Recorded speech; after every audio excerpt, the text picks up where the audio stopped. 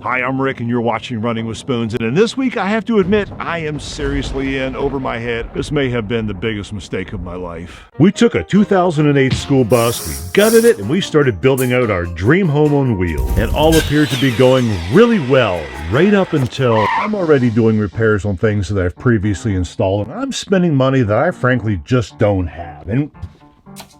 And I am staying awake most nights, just worrying about all of the things that have already broke, all the things that may break, and wondering, can I finish everything without breaking more? The interesting thing is this week actually started out with me being pretty happy, pretty excited about, well, doing this kitchen build.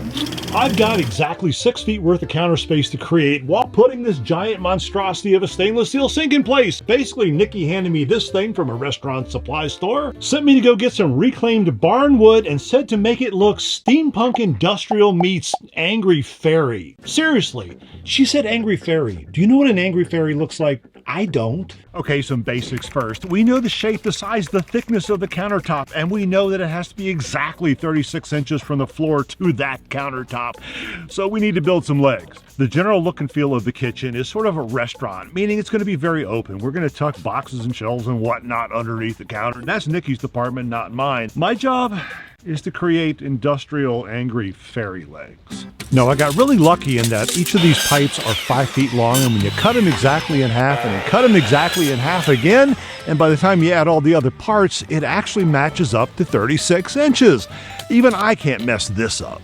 So in order to turn all of this into this, it's just basically gluing and assembling, so let's just origami this up. After you let the primer dry for about 5 minutes, it's just a matter of slathering on the glue, trying not to adhesive yourself to the actual piece, and just banging everything together. Then go have another beverage while you wait for that to dry. I spent a whole lot of time at Lowe's yesterday just trying to find all of these pieces, parts that works together, and you wouldn't believe how difficult that was, but the biggest thing was this. I needed a galvanized ring with threaded, and the reason I wanted that was because I don't know how to measure and cut very well, so all of these legs are going to be slightly different heights. Well, I can adjust them, and that's going to be a lifesaver. I actually have to thank a guy named DIY Gene Cavazos. He's a really good friend of mine. He's on YouTube. Go find him. He does a lot of steampunk industrial.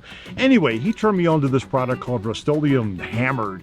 It turns white stuff into metal-looking stuff. Now, if only I can figure out how to do it as well as he does, we'll give it a shot. So the idea, according to Gene, is that you layer this stuff on. You give a little bit of dark coat, then you give a whole lot of light coat, and then you come back and just sort of hit it up with the dark again to kind of make it look more natural, not just this uniform spray painted goodness. And that is literally it. I just have to cut these little small pieces up, which go in between for a little bit of stability, because after all, it is PVC, and then do, I don't know, 4 more of these things. Then we can go stick it in the bus and see how it looks.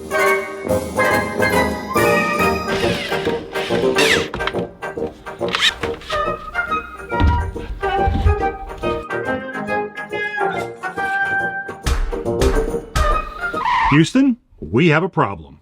Okay, before we get into the problem, let me show you what I've accomplished so far, because I'm actually kind of proud of it. I just got a hurdle I got to get over. This is our new kitchen counter. Well, this actually isn't the counter. Therein lies the problem. We've got our legs that we've created. We've got a nice giant sink. We've got a shelf sitting across the top. We've even got tunes and lights. So what's the problem, you ask? Well, the actual counter that goes on this thing. Okay, this is the barn wood that we found, well, literally in a barn. It's reclaimed from somewhere. It has a lot of texture, you can see. The grain is super raised, and what we want to do is sort of float it with epoxy. That way it becomes solid for a counter, but you still have all of this 3D stuff. The problem is this board's about 100 years old, and it's not flat. This is flat. I don't know how to put a not flat thing on a flat thing, so I got to work that out. My water heater is leaking, and I'm on my 4th attempt to try to stop it from dripping, and honestly, I might just put a sponge under it. I'm doing finished carpentry work like I'm a drunk on a 13-week bender. Things just aren't lining up anywhere, and we're actually using rope to hide my deficiencies. And next up, I'm installing propane. You know, that wonderful gas that can build up and cause a giant fireball where your Skoolie once sat? Or it can just sort of fill your bus and asphyxiate you in the middle of the night? Yeah, I've got that major project to do, and I have no idea how to do it safely. Everything I'm doing feels like I'm doing it wrong. But I have to finish this. All mistakes be damned. Here's some words of wisdom, some lessons learned the hard way that hopefully might make whatever project you're working on work a little better. Get good tools and get a good place to work. And by that I mean, don't get cheap and buy corded tools. Get the cordless ones. You'll thank me later. Do you know how much cussing I have done tripping over these damn things? Also, don't use wooden sawhorses with cheap little boards to hold up your chop saw. If you have a good place to work with good tools, you do better work. And, well, that is the voice of experience speaking. Do not take cheap material and think that you can turn it into gold, not unless you're a professional who has the chops to back it up. Spend the money on things that, well, you need to spend money on, because you're not going to take this and make it look like the Taj Mahal. And shop prices for the things that are going to be costly. Just spending money because, hey, it might work, this could look cool. Well, you're going to be spending a whole lot of money on things that aren't going to be cool and probably aren't going to work.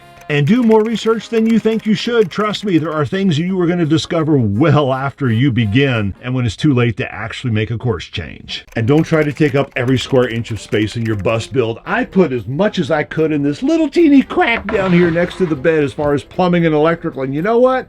If I ever have to do maintenance, I'm not going to be able to get in there. I'm probably going to have to disassemble the entire bed just to change something small that I forgot to do today. So, do I have a magical solution where this video ends with huzzahs and angels playing harps? Well, no, I don't. But I do have a lot of things that I'm actually very proud of. This bedroom, for one, yeah, it's got a lot, way too much wood, and maybe that wood wasn't put together very well, but I love it. It is so comfortable. I've got space for everything. I've got a grill up my butt. By the time we put a mattress in here and get this thing decorated, this is going to be a super comfortable room, and honestly, I really like it. This kitchen, while it may not look like much now, is going to be super easy to use, and we're going to actually have room for people to walk back and forth, or maybe two people actually using it at the same time. That trailer over there where we're staying, you can't do that. One person can cook, maybe, but we've got so much space in here, and by the time we get done, oh, this is going to be a chef's kitchen worthy of a Skoolie bus build. We have got so much left to do on this bus. We've got wastewater, we've got solar panels. I haven't even touched the outside of this bus yet. I have no idea how I'm going to paint it. I've never painted a bus before. Every project that you start starts the same way. Sheer excitement. Can't wait to start. Oh, this is going to be the greatest thing ever. And then at some point you get, well, I just want it to be done, or you fill yourself with self-doubt and you go, I don't know that I can finish it. Guess where I am right now. Now watch whatever's popping up over your head, because I'm sure they were better days when I was filled with excitement, and I will be again, because no matter what I do, it's my bus, it's my home, and I'm gonna love it. I just kind of got to get over this little hump in my head right now that, well, wondering if I can actually do it. I can, I will. And with that, you be healthy, you be happy, and we will see you real soon. I'm going back inside and try to join two pieces of wood together straight this time.